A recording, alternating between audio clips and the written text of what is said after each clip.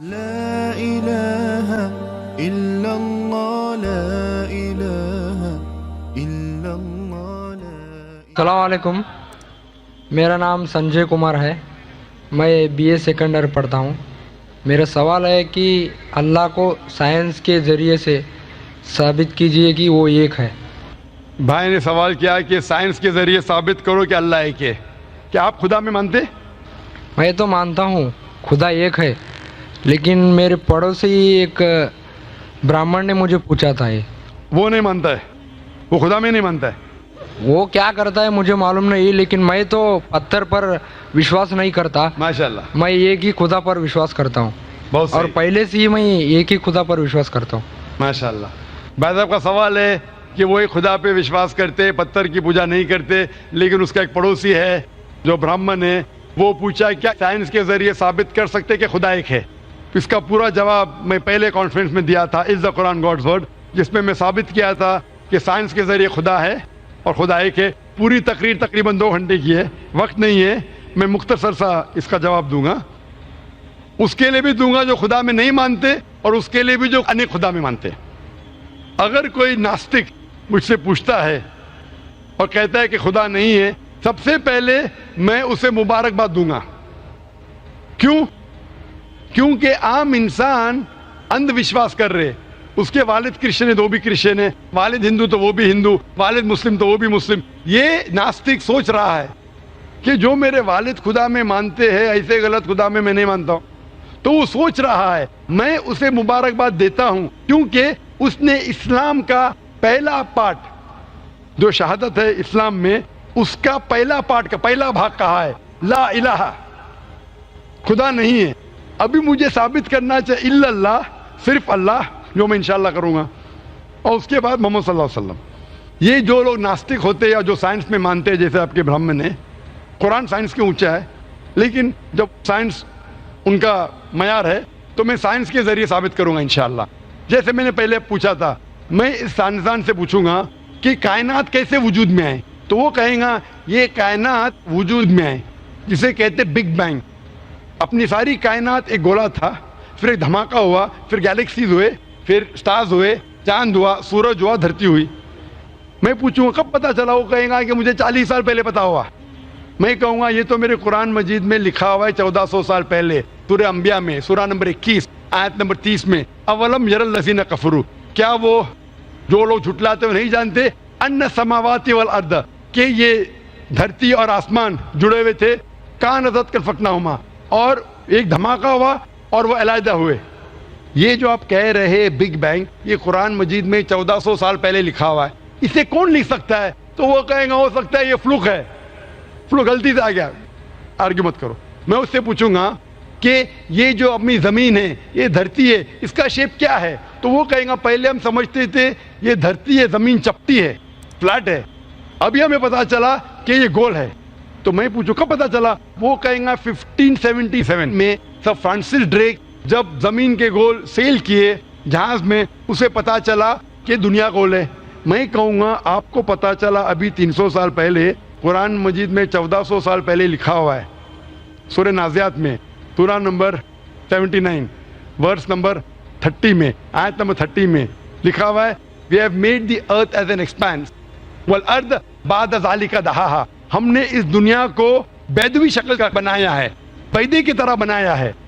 آج کی سائنس کہتی ہے دنیا پوری گول نہیں ہے، اوپر اور نیچے سے چپٹی ہے بیدوی شکل میں، اور یہ جو دہا ہے یہ آسٹرچ کا بیدا ہے، شتل مرغ کا بیدا ہے۔ ہم دیکھیں گے آسٹرچ کا بیدا بالکل جیوسفیریکل شیپ ہے، دنیا کی شکل کا ہے۔ تو قرآن مجید میں 1400 سال پہلے لکھا ہے کہ دنیا بیدوی شکل کی ہے جو ہم آج جانتے ہیں۔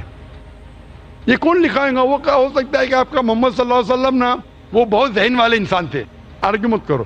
دوسرا سوال، یہ چاند کی روشنی خود کی ہے کہ دوسرے کی ہے؟ وہ کہیں گا پہلے ہم سوچتے تھے خود کی روشنی ہے، ہمیں سائنس نے ابھی بتایا 100 سال پہلے، 200 سال پہلے، 300 سال پہلے کہ چاندنی جو چاند کی روشنی ہے خود کی روشنی نہیں ہے، وہ سورج کی روشنی ہے۔ یہ قرآن مجید میں سورہ فرقان سورہ نمبر 25 آیت نمبر 61 میں لکھا ہے کہ اللہ تعالیٰ نے سورج بنایا، اس کی خود کی روشنی ہے، اور چاند ہے جو چاند کی روشنی ہے وہ بوروڈ روشنی ہے، ریفلیکٹڈ لائٹ ہے۔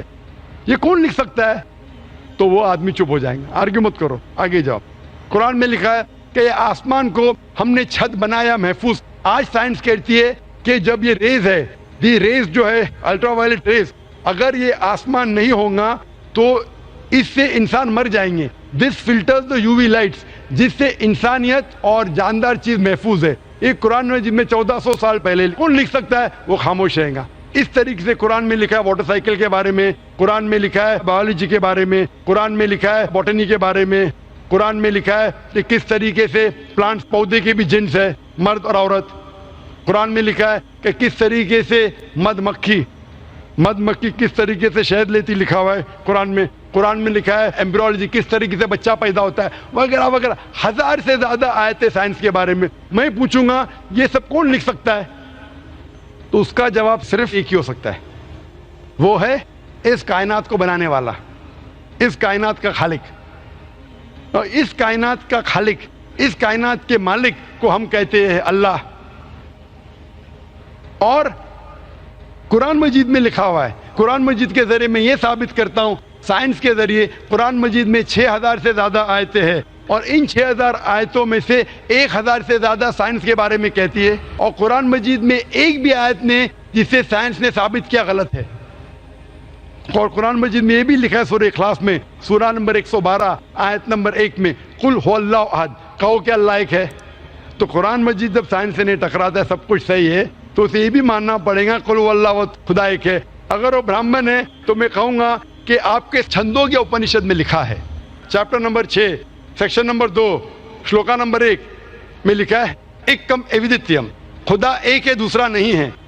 آپ کے سوتا سوتا اپنشد میں لکھا ہے چیپٹر نمبر 6 شلوکا نمبر 9 میں, ناچسیہ کسیج جنیتا نچدیپا, اس ایشور کے کوئی والد نہیں, کوئی والدہ نہیں, اور کوئی رب نہیں, وہ سب سے اونچا ہے.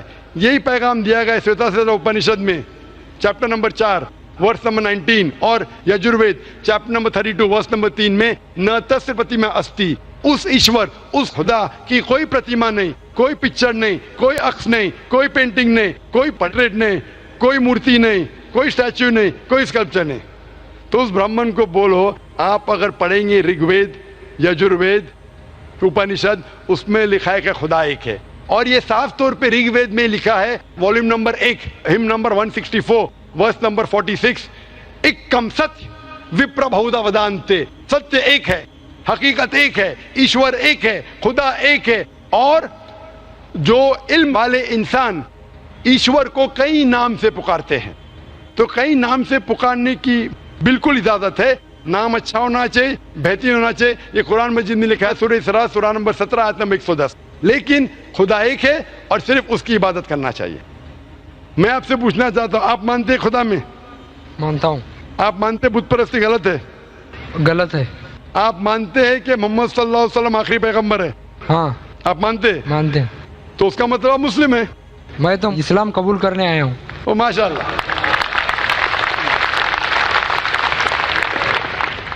آپ پر کوئی بھی زور زبردستی کر رہا ہے؟ نہیں. کوئی بھی دباؤ ڈال رہا ہے؟ میرے دل سے کر رہا ہوں, اور میں اور دماغ سے بھی؟ قرآن بھی تھوڑا پڑھ چکا ہوں, ماشاءاللہ. اور اسلام کے بارے میں کافی کچھ جانتا بھی ہوں, اور میں میرے دل سے کر رہا ہوں اسلام قبول. دل سے اور دماغ سے؟ ہاں. تو میں عربی میں کہوں گا, اس کو آپ دہرائیے.